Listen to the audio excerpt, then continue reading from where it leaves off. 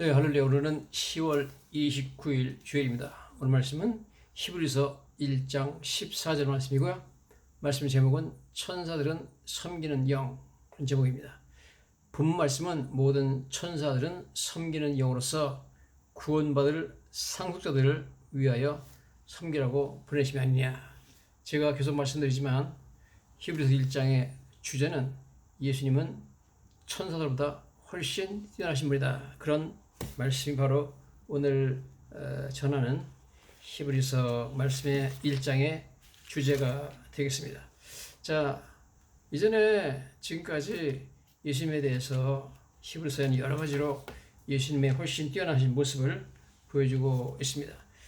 히브리서 1장 13절에 어느 때 천사 중 누구에게 내가 네 원수로 네 발등상이 되게 하기까지 너는 내 우편에 있으라 하셨느냐, 이렇게 하면서 예수님은 하나님 보좌 우편에 앉아 계신 하나님이시고 천사들은 섬기는 영으로 믿는 자들을 섬기는 영이다, 그렇게 비교를 하고 있습니다.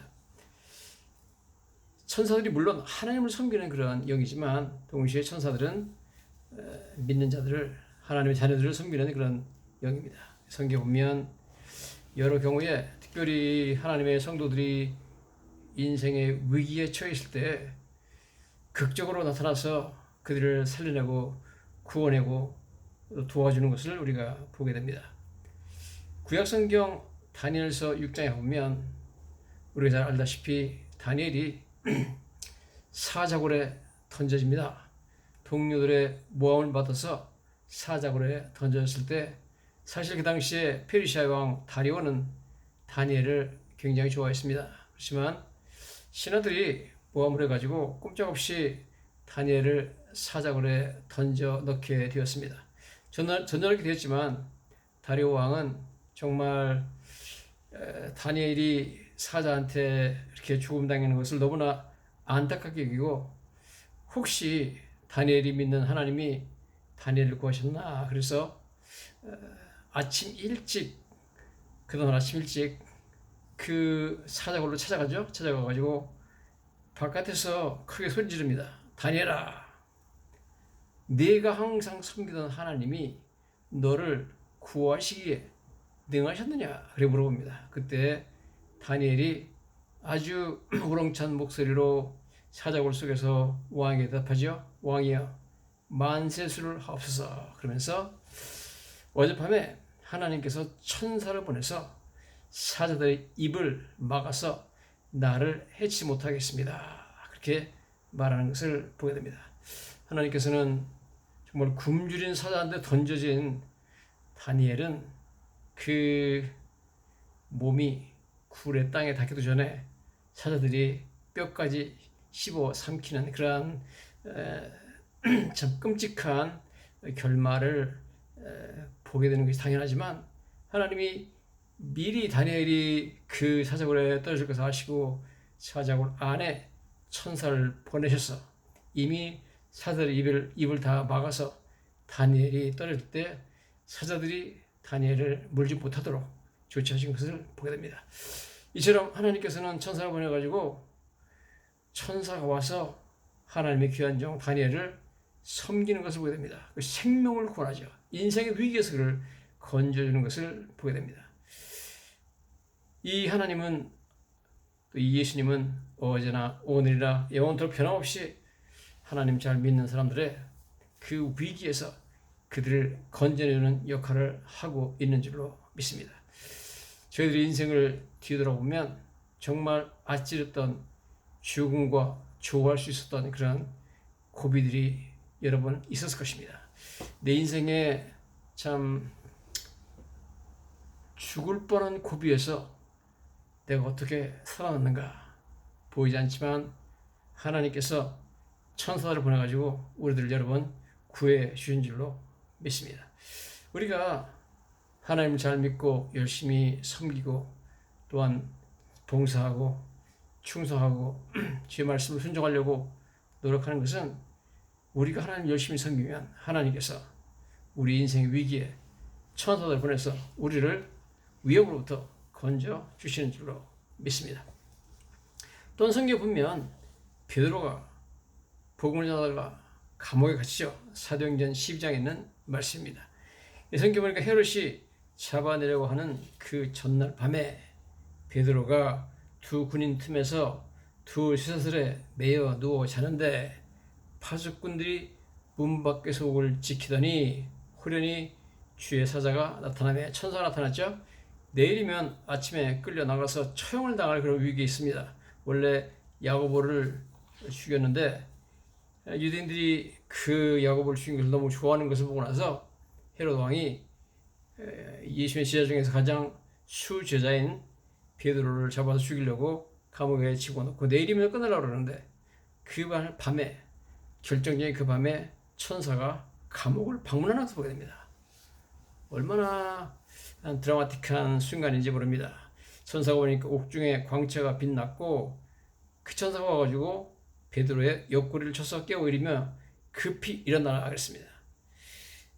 그래서 베드로가 누가 깨운 일도 모르고 일어났는데 일어나 보니까 성경 보니까 쇠사슬이 그 손에서 벗어지더라 그렇게 말합니다. 천사가 이르되 띠를 띠고 신을 신으라 하거늘 베드로가 그대로 하니 천사가 또 이르되 겉옷을 입고 따라오라. 허리띠 떼어라. 신발 신어라. 겉옷 입고 따라와라. 지금 누가 자다 말고 정신도 없는데 비몽사몽간에 얼떨떨한 그런 그 상황에서 베드로는 천사의 말을 듣고 옷을 입고 따라 나갑니다. 베드로가 나와서 따라갈새 천사가 하는 것이 생시인 줄 알지 못하고 환상을 보는 거 하더라. 지금 꿈인지 생신지 모르고 지금 막 따라 나는 거죠. 예, 첫째와 둘째 파수를 지나 시내로 통한 쇠문에 이르러 문이 저절로 열렸다. 그래서 지금 감옥문 철문이 3겹으로 되어 있는 것 같습니다. 첫째 파수, 둘째 파수, 그래서 문을 3개를 통과하는데 천사가 함께하기 때문에 그냥 감옥문이 저절로 열리고 파수를 보고 있는 그러한 파수꾼들은 천사와 베드로가 감옥문을 나가는지 철문이 열린지도 모르고 지금 보초를 쓰고 있는 것을 보게 됩니다. 놀라운 환경이죠. 그래서 나와서 한 거리를 지나매 천사가 못 떠나더라. 여러분, 천사가 아니었다면 베드로는 그 다음날 아침에 끌려나가서 처참하게 처형을 당하는 그런 예정이 돼 있던 그 순간이었는데 결정적인 순간에 하나님께서 천사를 보내서 베드로를 구해주시는 것을 보게 됩니다. 이처럼 천사들은 구원받은 상속자들을 위해서 섬기는 구원하는 놀라운 역할을 하게 되는 것을 우리가 성경을 통해서 보게 됩니다. 때때로 천사들은 마치 어머니처럼 다가와서 하나님이 사랑하는 사람들을 도와주는 것을 보게 됩니다. 엘리야가 아합과 그 다음에 이세벨의 핍박을 받아가지고 생명의 예불을 느껴서 광야로 도망을 가죠. 도망가다가 힘들어가지고 로뎀나무 아래에 들어놓아가지고 하나님 넉넉합니다. 넉넉하오니 지금 내 생명을 거두시옵소서. 내 생명을 거둬가 달라고 그렇게 얘기를 합니다. 그러면서 로뎀나무 밑에서 아래에 누워 잤습니다. 로뎀나무 아래에 누워 자더니 천사가 그를 어루만지며 그에게 이르되 일어나 먹으라 하는지라 본즉 머리맡에 숯불에 구운 떡과 한 병불이 있더라. 이거 완전히 어머니가 아기한테 하는 그런 모습같이 와서 그 사막에서 로뎀나무 밑에서 들어놓아가지고 기진맥진해서 자고 있는 엘리야에게 와서 어루만져주고 일어나서 이거 먹어라. 그래서 일어나 보니까 천사가 어디서 구해왔는지 숯불에 구운 따끈따끈한 떡, 즉 브레드, 빵이죠. 빵과 한 병 물 갖다 놨다는 겁니다. 야, 놀랍지 않습니까? 그래서 이게 먹고 마시고 다시 누웠더니 여호와의 천사죠. 또다시 와서 어루만지며 이르되 일어나 먹으라. 네가 갈 길을 다 가지 못할까 하노라. 그래서 천사의 도움으로 천사가 또 만져주고 또 어루만져주고 일어나 먹으라. 그러면서 위로를 해줘가지고 갈 길을 이거 안 먹으면 너 못 간다. 그래서 보내는 것을 보게 됩니다. 마치 아파서 학교 가기가 싫은 어린아이를 깨워가지고 먹이고 밥을 먹여가지고 가서 공부하고 와라. 그래서 학교로 보내는 어머니 같은 모습으로 천사가 와서 구원받을 상속자를 섬기는 모습을 우리가 보게 됩니다. 이처럼 여러분 천사는 여러 가지 위기에 빠진 그 하나의 백성들을 건져주고 구원하는 것을 우리가 보게 됩니다. 사도행전 27장에 보면 사도 바울이 가이사르 출발해가지고 배를 타고 로마로 가죠. 거기에는 276명의 군인과 그 다음에 죄수들이 같이 타고 있었는데 그 유명한 유라굴로 풍랑을 만나게 되죠. 유라굴로 풍랑을 만나가지고 유라굴로 풍랑 때문에 14일간 아무것도 먹지 못하고 막 파도에 휩싸여가지고 해도 별도 안 보이고 풍랑만 가득했고 구원의 여망이 없어서 우린 다 죽었구나 그랬습니다. 그때 결정적인 그 밤에 천사가 그 배를 찾아옵니다. 천사가 사자고로도 찾아오고 천사가 베드로가 갇힌 감옥에도 찾아오고 이제는 천사가 망망대해 지중해를 항해하는 사도 바울이 탄 로마 사람이 죄수를 운송하는 그 배까지 찾아오는 놀라운 모습을 보게 됩니다. 와가지고 말하죠. 천사가 왔다. 그래서 여기 탄 사람은 다 내가 너한테 줬기 때문에 너는 가이사 로마 황제한테 가야 되기 때문에 절대로 안 죽는다. 그 다음에 여기 탄 276명을 너 때문에 다 너한테 줬으니까 너 때문에 여기 있는 사람은 머리카락 하나 다치지 않는다. 다만 배는 파손될 것이고 어떤 한 사람에 걸려서 너희들이 한 사람도 생명을 잃는 사람이 없을 것이다. 이렇게 말을 해줍니다. 그래서 사도 바울이 배에서 뭐 14일 동안 아무것도 먹지 못하고 뱃멀미로 그냥 뒹굴고 있는 사람들에게 일어나가지고 말하죠. 내가 너희를 구원하노니 이제는 안심하라. 너희 중 생명에는 아무 손상이 없겠고 오직 100번이라 내게 속한 바 곧 내가 섬기는 하나님의 사자 천사죠. 어젯밤에 내 곁에 서서 말하되 바울아 두려워하지 말라. 내가 가이사 즉 시저 로마 황제 말이죠. 가이사 앞에 서야 되겠고 또 하나님께서 너와 함께 항해하는 자를 다 내게 주셨다 하셨으니 그러므로 여러분이여 안심하라. 나는 내게 말씀하신 대로 드리라고 하나님 믿노라. 정말 그렇게 했죠. 여러분 나 한 사람이 하나님을 잘 섬기고 주님을 기쁘시게 하는 삶을 살게 되면 나 때문에 많은 사람들이 같이 천사의 도움을 받게 되는 줄로 믿습니다. 사실은 사도 바울 때문에 지금 모든 사람이 살게 되는 거죠. 사도 바울이 가이사 앞에 서야 되기 때문에 이 배가 깨지지 않도록 하나님께서 천사를 보내가지고 배를 보호하고 배를 풍랑 가운데 인도해가지고 몰타섬, 성경에는 메르데 섬이라고 나오는데 몰타섬으로 인도해가지고 그 섬에 가서 이제 전환되는 거죠. 거기서 섬으로 상륙하게 되고 배는 깨졌지만 그들이 헤엄쳐가지고 그 섬에 생명을 건지고 나중에 좀 거기서 몇 달 있다가 로마로 향하게 되는 것을 보게 됩니다. 여러분 하나님은 지금도 살아계시고 하나님은 어려운 가운데 위기에 있는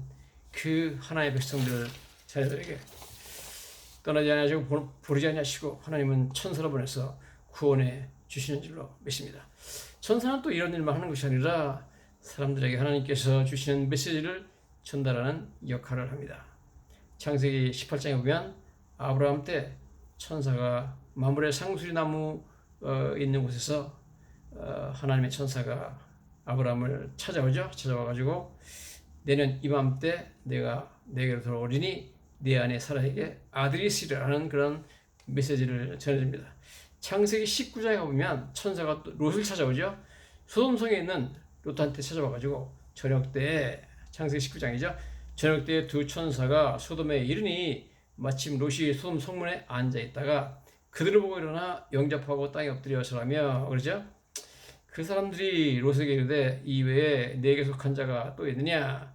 네 사위나 자녀나 성 중에 내게 속한 자들은 다 성밖으로 이끌었느라.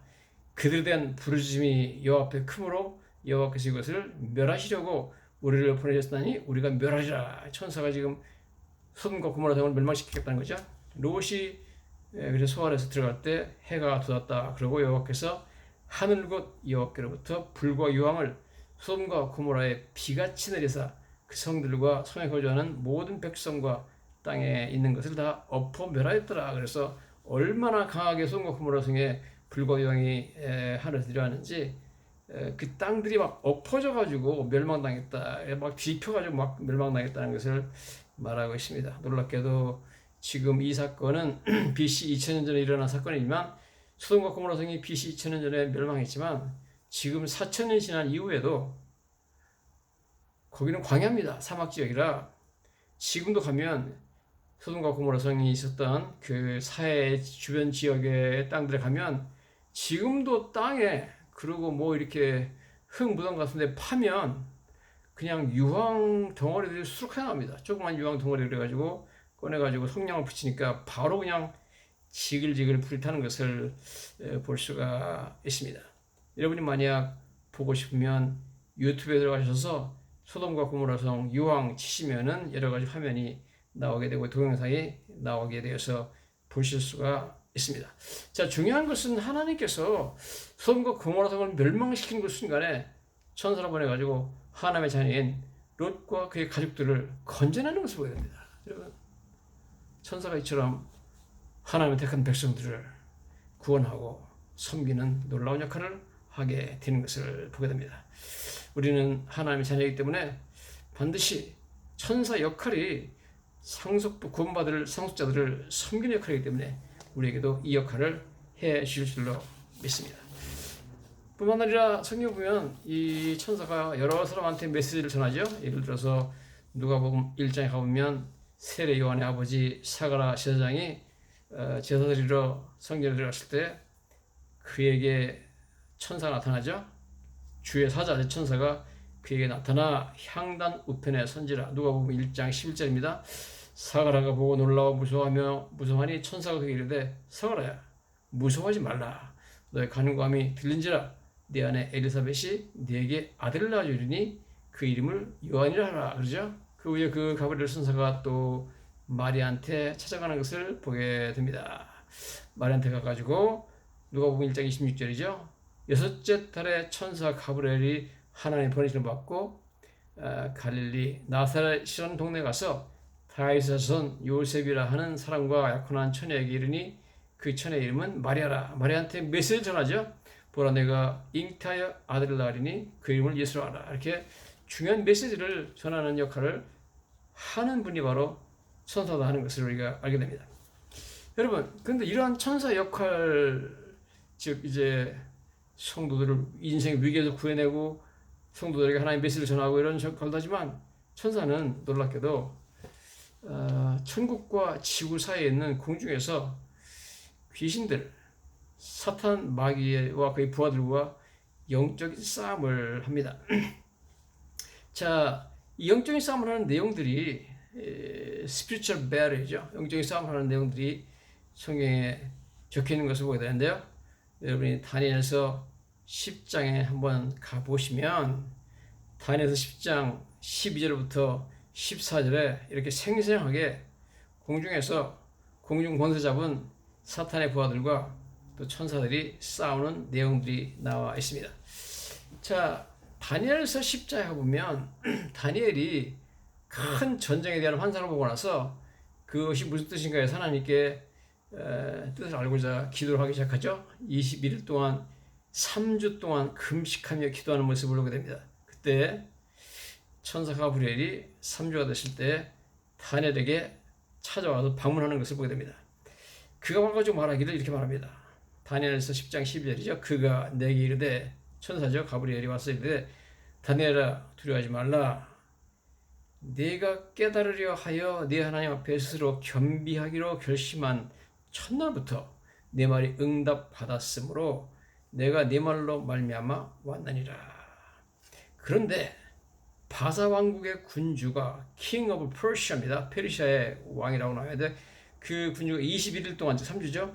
나를 막았으므로 내가 거기 바사 왕국의 왕과 함께 머물러 있더니 가장 높은 군주 하이스트 프린스죠. 군주 중 하나인 마이클입니다. 미가엘이 와서 나를 도와주므로 내가 이제 마지막 날에 네 백성이 당할 일을 네게 깨닫게 하려 함이라. 이렇게 말해가지고 이런 환상을 설명하기 전에, 해설하기 전에 지금 오는 길에서 자기가 천국에서부터 부르심 받고 다니엘한테 메시지를 전하러 오다가 바사 왕을 만나가지고 바사 왕이 막아서 오지 못하고 21일 동안이나 거기서 시간을 보내고 지금 왔다. 그런데 미가엘이 와가지고 도와줘서 왔다. 그런 신기한 얘기를 하고 있습니다. 우리가 보이지 않는 그런 공중에서 천사들 간의 싸움이 벌어지는 이야기를 하고 있는 것을 보게 됩니다.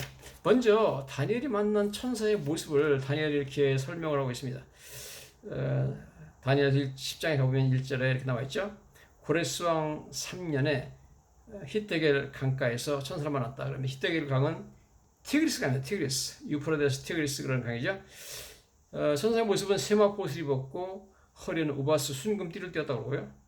몸은 황옥 같고 얼굴은 번갯빛 같고 눈은 횃불 같았고 팔과 발은 빛난 독 같고 말소리는 무리의 소리 여러 사람의 소리처럼 우렁찬 그런 천사였다고 말하고 있습니다. 자, 그러면서 또 다니엘서 10장 20절에 보면 이 천사가 이렇게 말합니다. 그가 이르되 내가 어째 내게 왔는지 내가 아느냐. 이제 내가 돌아가서 이제 와서 메시지 전했죠. 전하고서 돌아갈 때 얘기하죠. 내가 돌아가서 바사군주와 싸우려니와 또 싸운다는 겁니다. 공중에 올라가면서 천국 가면서 내가 나간 후에는 헬라 군주가 일 것이라. 프린스 오브 그리스, 그리스의 군주이기도 합니다. 그리스 왕이기도 합니다. 오직 내가 먼저 진리의 글에 기록된 것으로 내게 보이리라. 나를 도와서 그들을 대항할 자는 너의 군주 미가엘 뿐이다. 너의 군주는 이스라엘의 군주, 킹 오브 이스라엘 군주 미가엘 뿐이다. 이렇게 말합니다. 즉 이것은 도대체 이 바사의 군주는 뭐냐? 킹 오브 퍼시아, 바르샤 왕이라는 것은 페르시아라는 그 당시 강대국을 사실의 강대국 위에서 엄청난 영향력을 미치고 있는 귀신을 말합니다. 즉 사탄의 부하를 말하죠. 그 다음에 헬라의 군주는 뭐냐? 킹 오브 그리스, 그 당시에 알렉산더 대왕이 다스리던 그리스 위에서 강력하게 그리스를 통치하고 영향력을 미치는 그러한 귀신을 말하죠. 그러한 귀신의 왕이죠. 그러니까 이 사람을 갖다가 헬라의 군주 킹 오브 그리스라고 말하고요. 너의 군주 미가엘은 뭐냐? 이 미가엘은 이스라엘을 다스리는 그런 천사입니다. 이 천사는 제대로 된 하나님의 천사고 나머지 바사 군주와 그다음에 헬라의 군주라고 나온 사람 프린스 오브 그리스하고 프린스 오브 퍼시아, 페르시아의 군주는 모두 다 귀신들입니다. 그래서 이 다니엘서 10장은 놀랍게도 angelic warfare, 천사들의 전쟁을 기록하고 있습니다. 그래서 보이진 않지만 fierce cosmic battle rages just out of sight. 그러니까 그 보이지 않는 곳에서 아주 치열한 우주적인 battle, 전쟁이 일어나고 있다. 그래서 full extent of angelic warfare is not known to us. 그 angelic warfare, 천사들의 전쟁에 대한 full extent, 완전한 그 모든 내용들은 우리한테 알려지지 않았지만 이런 전쟁이 있다는 것을 성경이 이렇게 비춰주고 있다 하는 것이죠. 자, 도대체 이게 무슨 말이냐 하는 것을 우리가 좀 이해를 해야 될 줄 믿습니다. 제가 말씀드렸듯이 세 군주에 대한 이야기가 나오잖아요. 페르시아를 다스리는 귀신, 헬라를 다스리는 귀신, 또 이스라엘을 보호해주고 있는 미가엘 천사, 이 세 천사가 지금 싸우는 것을 말하고 있습니다. 그 가운데 가브리엘이 하나님의 부르심을 받고 다니엘에게 메시지를 전하러 내려오다가 이 페르시아 군주가 막는 바람에 오지 못하고 있는데 미가엘 천사, 이스라엘의 천사인 미가엘 천사가 와가지고 자기를 도와줘가지고 내려올 수가 있었다. 그러면 자기는 돌아가는 길에 다시 페르시아 군주랑 싸워야 되겠다. 그런 얘기를 하는 것을 우리가 보게 됩니다. 여기에 있는 말처럼 지금 헬라 군주가 나왔듯이 놀랍게도 그 역사는 어떻게 되느냐? BC 449년에 페르시아라는 강대국이 알렉산더 대왕에 의해서 멸망당하죠. 그래서 결국은 헬라 군주, 그리스를 다스리는 그 알렉산더 대왕을 영향을 미치는 그런 귀신이 역사를 해가지고 페르시아를 멸망시킨 것을 보게 됩니다. 여러분 페르시아는 지금 현재 우리가 보는 이란입니다. 이란. 자, 이란은 시아파 무슬림의 맹주죠. 그리고 이번에 하마스, 헤즈볼라 뭐 이런 이스라엘과 전쟁을 일으키는 그러한 무장 세력들을 적극적으로 도와주고 훈련시키고 하는 그런 가장 맹주가 바로 이란입니다. 이란. 자, 이란이라는 나라는 이스라엘에 대해서 강력한 적대 정책을 펴고 있습니다. 원래 팔레비 왕조 때는 이란이 그러지 않았어요. 뭐 이란 사람들이 미니스커트도 입고 다니고 뭐 자유로웠습니다. 친미국가에. 그런데 그때는 뭐 한국하고도 사이가 좋아가지고 한국에 이란과의 교류도 많았고, 그래서 강남에 가면 테헤란로라고 있잖아요. 이란의 수도가 테헤란인데 그 정도 사이가 좋았습니다. 그런데 1979년에 호메인이라는 사람이 혁명 정권을 해죠. 그래서 팔레비 왕조를 무너뜨리고 아주 극렬한 그런 이슬람 정권을 세워서 그때부터 이스라엘에게 굉장히 적대적으로 나오고 국교를 단절합니다. 그런 이후에 레바논 남부에 있는 헤즈볼라 테러리스트와 그 다음에 시리아 서부에 있는 헤즈볼라 테러리스트를 키워내고 육성시키고 그 사람들 통해 가지고 이스라엘을 괴롭히게 하고 하마스를 또 지원해주는 그런 아주 말하자면 맹주가 되는 나라가 바로 이란입니다. 이란. 이란하고 이스라엘은 거리가 너무 멀기 때문에 이란이 직접 이스라엘을 공격하기가 힘들기 때문에 레바논, 시리아, 하마스 이란 나라들을 동원해 가지고 이스라엘을 공격하게 되는 것을 우리가 보게 됩니다. 그래서 헤즈볼라는 1985년에 매니페스토 선언문을 만드는데 그 내용에 보면 자기들의 목표, 헤즈볼라의 목표는 Final Obliteration of Israel, 이스라엘을 마지막 Obliteration, 완전히 말살시켜버리는 것이 자기들의 목표다, 이렇게 말하고 있습니다. 이란의 호메이니는 1979년에 정권을 잡으면서부터 자기의 목표는 이스라엘을 지구상에서 완전히 쓸어버리는 것이다, 그렇게 말합니다. 2005년에 이란의 대통령이었던 마하무드 아마드니자드란 대통령이 뭐라고 했느냐, 이렇게 말합니다. Israel should be wiped off the face of the earth. 이스라엘은 지구의 표면에서 완전히 사라져야 된다. wipe off, 완전히 쓰러져 버려야 된다, 그렇게 말합니다. 그러면서 이란이 북한하고 손을 잡아가지고 핵무기를 개발하고 또 북한이 와가지고 하마스 땅굴을 모두 다 지원해가지고 500km 이상 되는 하마스 땅굴을 만들지 않았습니까? 자, 이런 역할을 하는데 우리가 성경을 볼 때 그 다니엘에게 나타났던 천사가 와가지고 페르시아의 군주를 말하잖아요. King of Persia. 여기에 지금 BC 한 500년경 이야기인데요. 그때 페르시아를 그렇게 강력하게 영향을 미쳐가지고 페르시아 왕들을 사주해서 이스라엘과 대적하게 했던, 그렇죠? 이스라엘과 대적하게 했던 바사 군주가, 즉 페르시아 왕이, 귀신이 지금도 페르시아를 움직여서 이란을 움직여가지고 이스라엘과 대적하게 하는 것을 보게 됩니다. 참 너무 놀라운 이야기가 성경에 쓰여있다고 우리가 이렇게 보게 됩니다. 자, 이 이란, 즉 페르시아의 역사를 보면 상당히 흥미롭습니다. 사도행전 2장을 여러분 가보시면 사도행전 2장에 오순절 사건이 나오죠. 그래가지고 막 여러 유대인들이 여러 나라에서 와서 오순절날 성령 강림하고 방언하는 모습을 보면서 놀라고 거기서 많은 사람들이 예수를 믿게 되는 이야기가 나옵니다. 거기 보면 사도행전 2장이죠. 사도행전 2장에 보시면 그 당시에 여러 나라에서 찾아왔던 그런 사람들 중에 바로 이란, 즉 페르시아에서 온 사람들의 이야기가 나와 있는 것을 우리가 보게 됩니다. 자, 사도행전 2장에 가보시면 그 사람들의 이야기가 자세하게 적혀져 있는데 그 사람들이 이제 뭐라고 말하냐 이렇게 말합니다. 사도행 2장 5절부터 보면 그때 경건한 유대인들이 천하 각국으로부터 와서 예루살렘에 머물러 있더니 6월절 행사를 지키러 온 거죠. 이 소리가 나매 큰 무리가 모여 각각 자기의 방언으로 제자들이 말하는 것을 듣고 소동하여 다 놀라 신기하게 여기르되 보라 이 말하는 사람들이 다 갈릴리 사람이 아니냐 우리가 우리 각 사람의 난것 방언으로 듣게 되는 것이 어찌 됨이냐. 그 사람들이 와가지고 아니 도대체 이 사람들이 갈릴리 사람인데 언제 외국어를 배워가지고 막 우리가 사는 나라에 외국어를 하느냐 막 영어도 하고 독일어도 하고 뭐 불어도 하고 그다음에 뭐 그런다는 거죠. 그러면서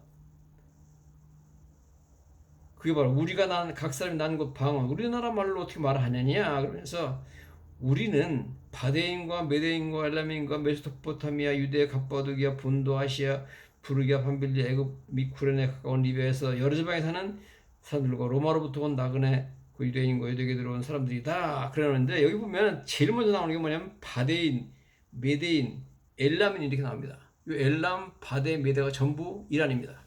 전부 페르시아예요. 그러니까 여러분 그 당시 오순절날에 제일 많이 왔던 사람이 바로 페르시아 왔다는 거예요. 페르시아에서 온 이란 사람들이라는 겁니다.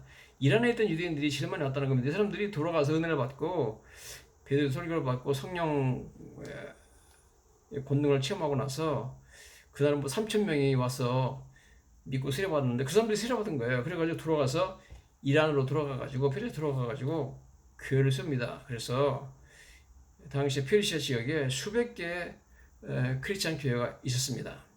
그래서 한 150년 동안 강력하게 거기서 페르시아에서 기독교가 전파가 되는데 그때가 이제 중국에는 당나라 때입니다. 그래가지고 그 사람들이 복음을 전해가지고 중국의 당나라에도 복음이 전파돼서 당나라 태종 때 중국에 복음이 강력하게 전파됩니다. 그래가지고 100년 이상 거기서 당나라에도 그 교회가 생겨서 복음을 전하게 되는데요.